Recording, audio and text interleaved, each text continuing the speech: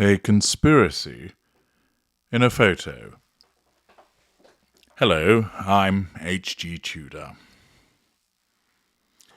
Narcissists commonly find conspiracies. This is because narcissists are driven by paranoia. Paranoia serves a purpose for the narcissist. It aids a hypervigilance with regard to the issue of control. As you know from my other work, narcissists are forged as a consequence of a genetic predisposition towards narcissism allied with a lack of control environment. And this makes the narcissist hypervigilant, hypersensitive to the issue of control. In the way that dogs will hear frequencies that you and I cannot, the narcissist is alive and alert to the control of people, albeit subconsciously, and reacts in certain instances to the perceived threat to those control. And therefore, paranoia exists to ensure that the narcissist is keeping an eye on the situation, to put it bluntly, so that the narcissist is driven to think, what are they talking about? Are they talking about me? Why have they not come over to speak to me? Is there a problem? Non-narcissists wouldn't pick up on these things, or if they did, would probably not be too bothered by them. But for the narcissist, because control is all, that paranoia exists to serve a purpose. This paranoia manifests for some narcissists in the realm of conspiracy theories. Take, for example, a narcissist who believes that the government is plotting against them.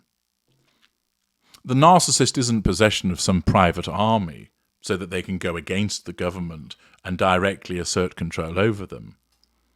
Most narcissists wouldn't have access to the networks or money to launch a campaign of advertising to point out what the government is up to for the purposes of telling the world this is what the government is doing. And thus, that type of narcissist that sees that the government is behaving in a particular way feels impotent. And therefore what happens is that the narcissism causes them to talk about their concerns, their theories, often in the realm of conspiracy, in certain groups so that people agree with them, that they agree that there is a particular plot to take away people's civil rights, that there was a plot to control people through particular injections, and so on and so forth. And because those people agree with them that such a plot exists and they find evidence to support it, this allows that particular narcissist to have that subconscious sensation of control over the government, and thus control is obtained. Thus, paranoia in relation to the existence of behaviors in personal relationships and a wider belief in conspiracies against the narcissist, whether it comes from family, friends, institutions, or governments and countries, are often prevalent with narcissists. And Harry's wife is no different. SkyNews.com.au, with an article by Stacey Eldridge, tells us, looking for reasons to be more unhappy than they already were. Prince Harry and Harry's wife already felt there were conspiracies within the institution. The Duke and Duchess of Sussex already felt there were conspiracies within the institution when they felt so insulted by a photograph that they officially quit royal duties, claims Bronte Coy. Royal author Andrew Morton pinned down the final straw before Megxit to just one photo, a 2020 portrait of Queen Elizabeth and her heirs, King Charles, Prince William and Prince George. The royal couple suspected that the entire institution was conspiring against them. As they saw it, the evidence was all around them, Morton wrote in his unauthorized biography, Harry's Wife for Hollywood Princess, the New York Post reports. The unspoken code was straightforward. The future of the monarchy was assured with or without Harry's wife. And Harry.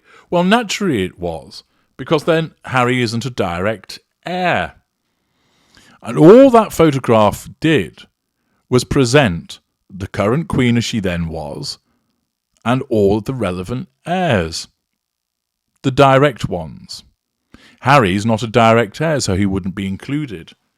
And anybody with functioning brain cells would recognise that. But of course, Harry's wife's narcissism tells her, psst, look at that. They've put a picture out of the Queen, Chuck, Big Willie Styley, and Georgie Porgy. They've not included Harry. Harry's your husband, and they've not included him, which means, in effect, they're not including you. They're telling you, they're laughing at you. They're taking the piss. They're sneering at you, Harry's wife, that you're not important. And therefore, that level of paranoia that she is experiencing essentially whispers that to her and causes her then to believe that it's a deliberate and provocative act of exclusion to have such a photograph taken, rather than the far simpler explanation, which is this. It shows the current Queen and her immediate heirs. You didn't hear Edward going, oh, for fuck's sake, they've got it in for me, I wasn't included in the picture. Or Andrew saying, Jesus, they wouldn't really help me out when it came to my sex case allegations, and look at it now, I'm not even included in this bastard picture.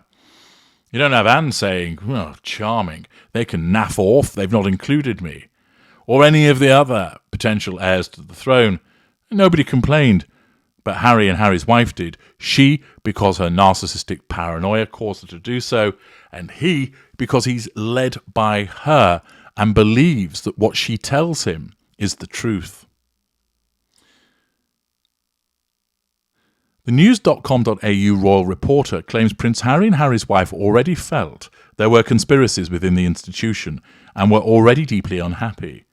It seems at that time they were very likely looking for reasons to be more unhappy than what they already were in the royal family, i.e., the extension of Harry's wife's victim mentality.